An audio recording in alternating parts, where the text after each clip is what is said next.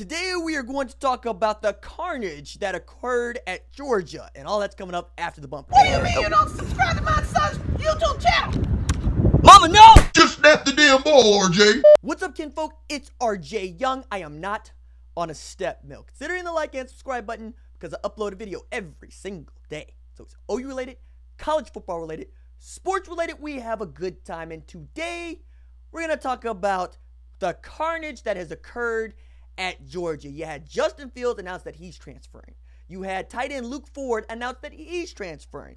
You heard Isaac Nauta announce he's going to the NFL. You had Riley Ridley announce that he's going to the NFL. You had Mecole Hardman announce that he's going to the NFL. You had Elijah Holyfield announce that he's going to the NFL.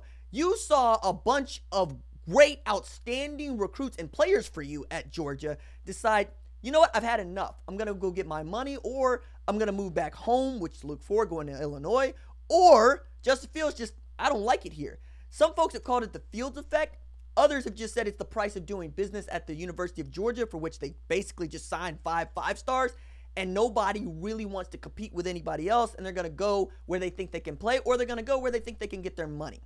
Now, you can argue about whether or not guys like Mecole Hardman or Riley Ridley or Isaac Nauta were ready to go to the NFL, but what you cannot argue is that you're going to have to rebuild around Jake Fromm, and that's not necessarily the kind of thing you want to do, even though Fromm was good last year, but I think he was good because the running game was so good and because the offensive line was so good.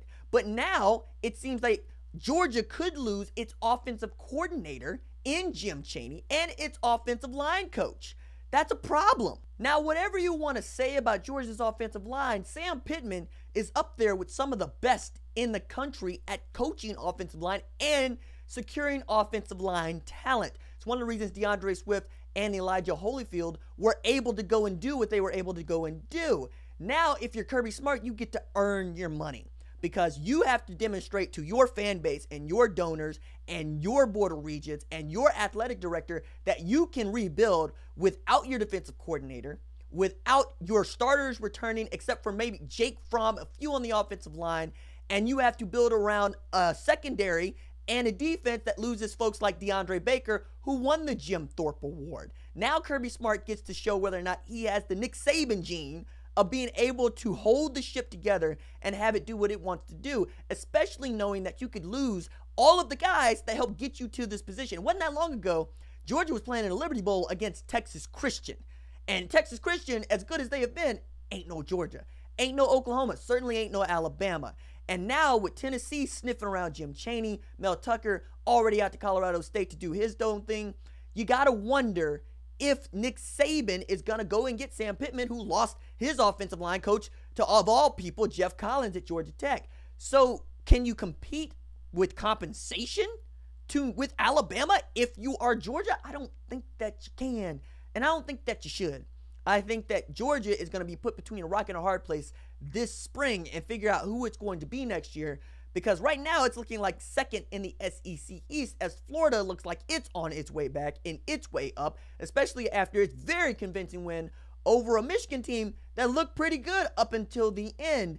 And now we get to find out not just if Kirby Smart is a great recruiter, for which we know he's putting together a top 5 recruiting class and arguing about number 2, number 3 in the country when we're all said and done, but whether or not he's a good talent evaluator, because you're banking on these freshmen. You're banking on these guys that haven't played a lot, like Zamir White, for instance, to come in and contribute and be ready to go in the Trevor Lawrence way, that we want freshmen to be ready to go, and all freshmen ain't able. It ain't because they're not as talented, it's just because maybe they're not mentally prepared, maybe they weren't necessarily put in the same scheme or the same system for which they could be plugged and go.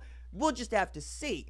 But I'm really interested to see if this dumpster fire is a blip that was just, a January 4th, or if it is a harbinger of things to come for a Georgia team that was recruited in what you might call a negative fashion, right? We know that Kirby Smart was able to get them signed. We know that he was able to get them on campus. But when you have this many guys leaving at once, I got to look at a place like Texas, where that happened with Tom Herman, where they just decided last year that they were just going to go. Now, Tom Herman could make an argument now that he's got 10 wins in a Sugar Bowl that he was getting rid of dead weight. But I don't think that anybody took 4 losses really gets to say that they were getting rid of dead weight. I think it was what it was. And for Georgia, I think they're staring at 4 losses next year. It's not because they're not going to be talented enough to do what they did this year. It's that I'm not necessarily sure that the boat is going to be held together and everybody's going to be of one mind, because we now know that players at Georgia, and everywhere for that matter, want their money too. And if coaches, coordinators, can get better jobs with better pay, they're going to do that. Manny Diaz had a job at Temple, dropped it for a better job at Miami a few weeks later. You could say the same thing across the country. Dana Holgorsen from West Virginia to Houston. Neil Brown just took a great job at West Virginia coming from Troy. All of these things are happening, and they're going to continue to happen. Now, I want to see what Kirby Smart has learned from Nick Saban. Has he learned how to keep the ship together? Or is Georgia football going to fall apart just as quickly as he put it together? All right, that's it for me. Deuces.